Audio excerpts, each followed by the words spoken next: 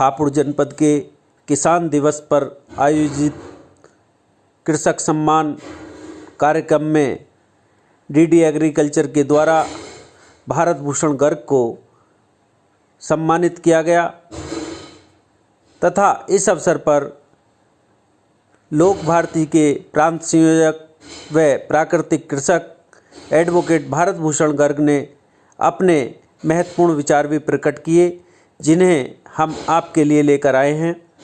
यदि आपको हमारे Ganga forest natural farming YouTube channel की ये वीडियो और जानकारी पसंद आए तो आप हमारे चैनल को सब्सक्राइब करना ना भूलिए।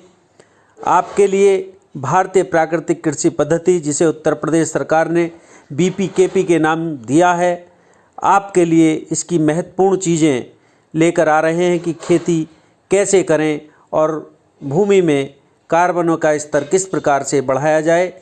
आपके लिए यह महत्वपूर्ण जानकारी सुनने योग्य है, एक बार इसको अवश्य सुन। DAO जिला कृषि अधिकारी शिव कुमार जी, हमारे KVK के प्रभारी डॉक्टर हंसराज जी, जिले की कृषि रक्षा इकाई की एक तरीके से हम सब किसानों को बहुत ही योग्यतम जानकारी देने वाली बहन मौर्या जी, CVO साहब और हमारे कृषि वैज्ञानिक प्रमुख रूप से अशोक जी और अन्य साथीगण, मंच से मैं आप सभी को प्रणाम करते हुए और सभी किसान भाइयों को भी प्रणाम करता हूं। और बहुत एक अच्छा आज मन को लगने वाला ये भी विषय है कि आज हमारी बहनें भी बहुत बड़ी संख्या में यहाँ उपस्थित हैं। अभी कृषि विभाग ने गत दिनों KVK के प्रांगण में एक्शन इंडिया की बहनों के साथ एक कार्यक्रम मेरा भी था, प्राकृतिक कृषि पर उनको संबोधन का अवसर प्राप्त हुआ।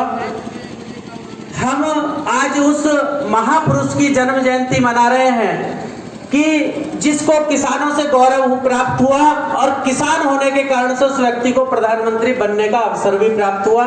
ऐसे चौधरी चरण सिंह जी, जिनकी जन्मस्थली हमारे हापुड़ जनपद में ही पड़ती है, नूरपुर में, और मुझे लगभग ध्यान है कि एक बार राजनाथ सिंह जी भी वहां पर आए थे। जो विषय आज मुझे प्रतिपादन के लिए दिया गया है वो है प्राकृतिक कृषि। अभी कृषि विभाग ने, अभी जो कृषि विभाग के डायरेक्टर है, 15 तारीख को लखनऊ में हमारी उनके साथ एक बैठक हुई थी, तो AP श्रीवास्तव जी ने जो उत्तर प्रदेश सरकार में इसका नाम रखा है, शिव कुमार जी, वो BPKP ये पद्धति रखा है, BPKP। और इस पद्धति का मतलब है कि भारतीय प्राकृतिक कृषि पद्धति। अभी क्या है कि सन 70 के बाद जब यूरिया आया, उस समय हमने मोनोकल्चर को अपना लिया, एक ही तरह की कि हमने खेती करनी प्रारंभ कर दी। लेकिन उस समय यूरिया देने के कारण से जो हमारी कृषि की उपज जो तनिक बढ़ी, उसका एक कारण ये था कि उस समय हमारी भूमि में जो जैविक कार्बन की मात्रा थी लगभग 0.5-0.6 के आसपास थी, जिसके कारण से उसने उस सारी केमिकल का पूरा उपयोग कर लिया। लेकिन आज हमारी जो जैविक कार्बन की स्थिति हमारी भूमि में आ गई है वो 0.1, 0.2, 0.3 मैक्सिमम है। और जिस समय भारतवर्ष का स्वर्णिम कार्यकाल था, जैसा ललित भाई अभी कह के यहाँ पे गए कि वर्तमान में 14% GDP में हिस्सेदारी हमारे भारतवर्ष के किसानों की भारतवर्ष के अंदर है। लेकिन यदि हम याद करेंगे सन 800 से लेकर सन 1400 तक का एक 600 साल का समय, तो उस समय भारतवर्ष की संपूर्ण जगत के निर्यात पक्ष में हिस्सेदारी 35% होती थी। कितनी होती थी? 35%। और उस समय कहते थे कि हिंदुस्तान के अंदर दूध और दही की नदियां बहती थी, वो दूध और दही की नदियां मेरे किसान के आधार पर बहती थी। लेकिन धीरे धीरे जैसा कुचक्र इन विदेशी षड्यंत्रकारियों ने हमारे लिए रचा, वो सबसे पहला उन्होंने षड्यंत्र ये रचा कि दूध की कीमत उन्होंने तय कर दी फैट के आधार।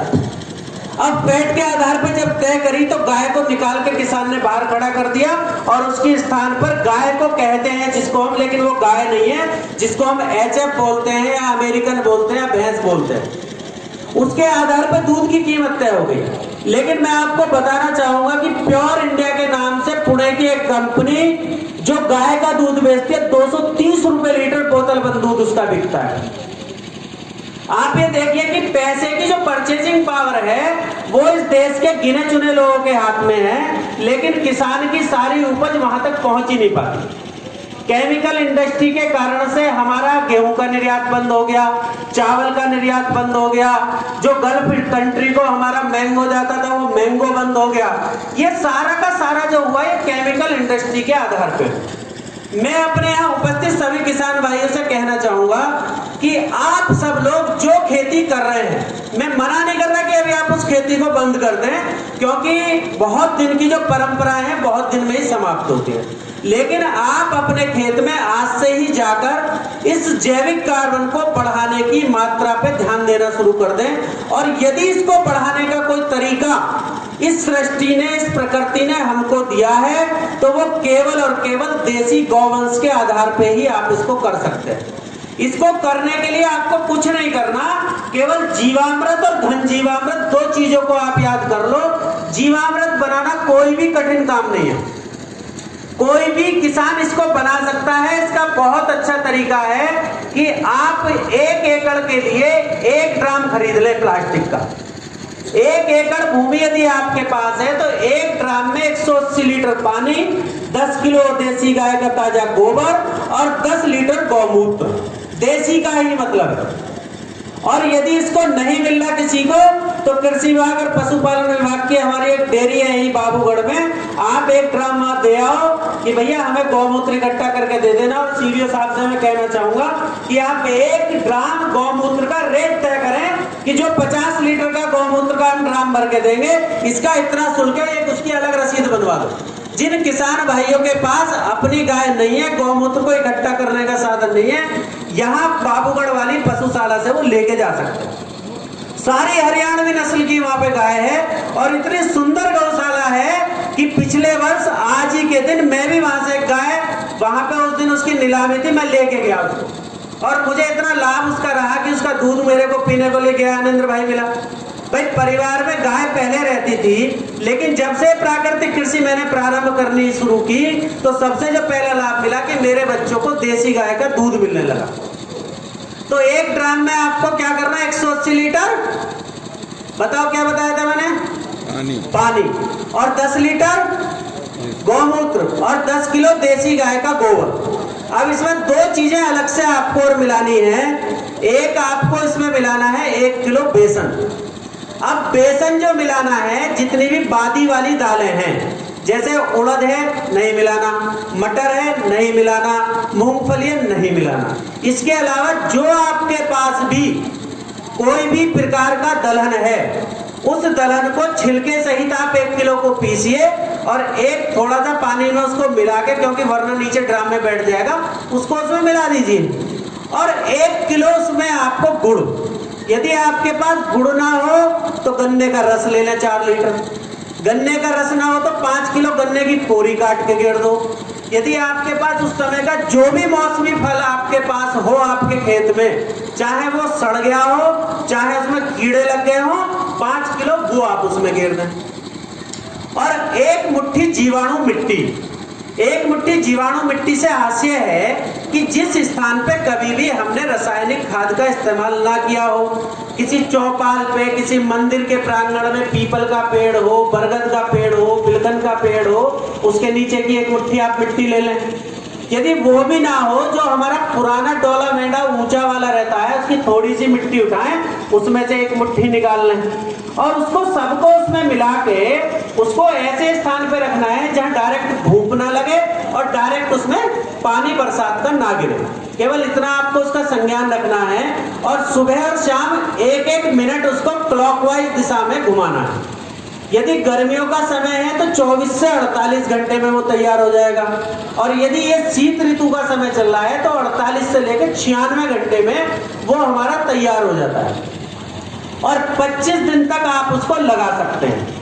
तो आपको क्या करना है कि जब वो तैयार हो जाए तो घुमाने के बाद एक उस पर जूट की बोरी ढक दें, जिससे वो किण्वन क्रियाएं जो होंगी तो बाहर की कोई चीज उसमें ना गिरे, और जूट के बैग के कारण से किण्वन क्रियाएं होने के बाद, वो फर्मेंटेशन होने के बाद वो सारी जो विषैली गैसें वो उसमें से निकल जाएंगी। अब ये आपको देना कैसे है? यदि आपकी बड़ी बागवानी है, बड़े आम के पेड़ हैं, तो आप उसमें जैसे आजकल लोग कल्टार दाबते हैं, डाई दाबते हैं, यूरिया दाबते हैं, इस प्रकार का एक रिंग आप खोदिए। और रिंग की दूरी कितनी रखनी, ये एक बहुत महत्वपूर्ण विषय है, क्योंकि जब तक हम बड़ी बागवानी में कैनोपी मैनेजमेंट नहीं देखेंगे तो हमारी खेती बाड़ी करना बेकार है।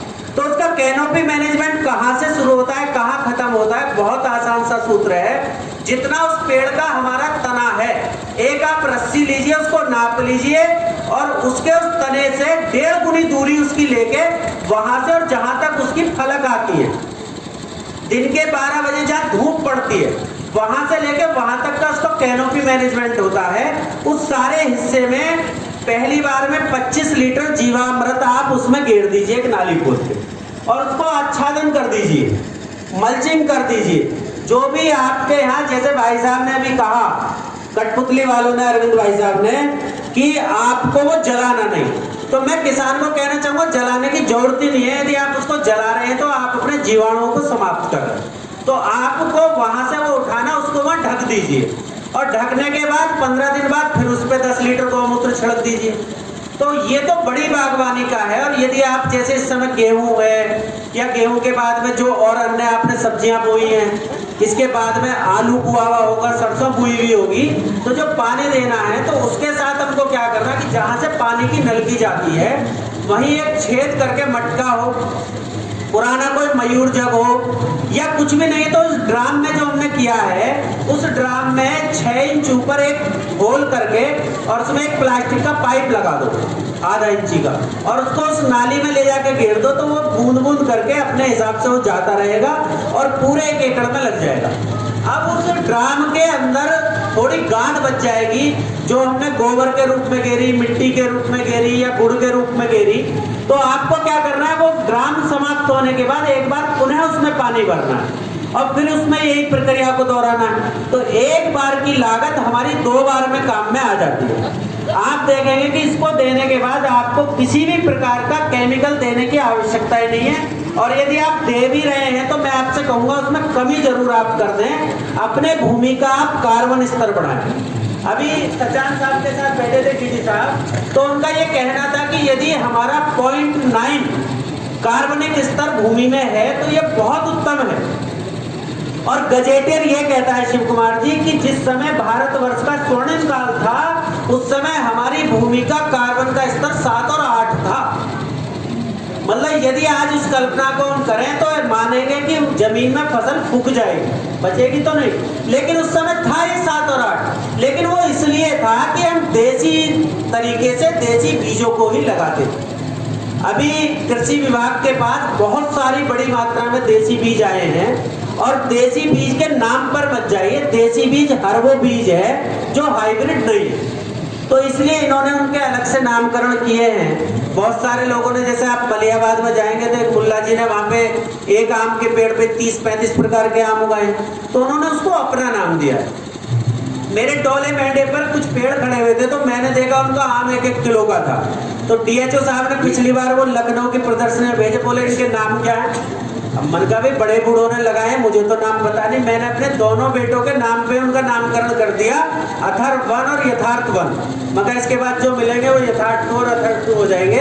तो मेरा सभी किसान भाइयों से निवेदन है कि आप जिस प्रकार की खेती कर रहे हैं उसको करते रहिए, मैं एकदम मना नहीं कर रहा, लेकिन आप अपनी भूमि का कार्बन स्तर बढ़ाने पर ध्यान दें। यदि कार्बन स्तर आपने बढ़ा लिया तो जो 2 पंक्तियां ऋतंबरा जी ने लिखी थी राम मंदिर के समय में, वो चरितार्थ हो जाएंगी कि कहने को दुनिया कहती है, सुनने को दुनिया सुनती है, कहने को दुनिया कहती है, सुनने को दुनिया सुनती है, कहने सुनने को ही लेकिन हम नहीं कहानी कहते हैं, अरियों की छाती के ऊपर जो लिखी गई हो लहू से, हम उसे कहानी कहते हैं, हम उसे जवानी कहते हैं।